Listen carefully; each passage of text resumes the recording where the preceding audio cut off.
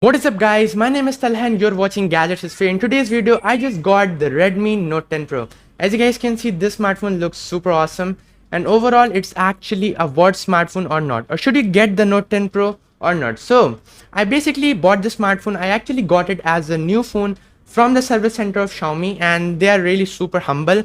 And they gave me the new phone and they informed that now if you want the Poco X3 Pro, you will get it repaired. You're not going to get a new smartphone like this one. So let's just talk about the display features of the phone.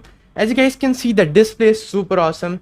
It's an AMOLED type of screen, looks super awesome, and especially the colors are very vibrant in this. It's super duper smooth as well. So in terms of the display, 10 out of 10, super awesome, amazing. And then we have the brightness. If you do it to 100%, you can see it's very bright and clear. And then the best part about this smartphone compared to the Poco is actually the cameras. How good are they? So we have a 4 quad camera setup at the back, which looks really good, damn good. And I think it is really worth it. So what do you think? Tell me in the comments below. I'm going to show you the sample about these cameras and they're just awesome looking. Then we have the Redmi branding here. As you guys can see, that also looks really awesome. This smartphone is made out of glass on the front and the back. So it is really good. So overall, I think this is a good phone. And then let's just talk about the processor. The processor in the X3 Pro is a better one compared to this one.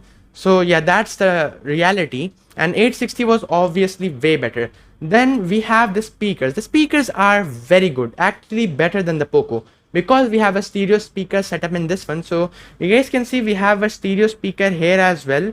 Like in this part, you guys can see we have a stereo speaker, and at the bottom as well we have a stereo speaker. I mean, 2 speakers are there in the smartphone, one at the bottom, one at the top. It offers super awesome experience in terms of listening to music. That is one of the best things and pros about the smartphone.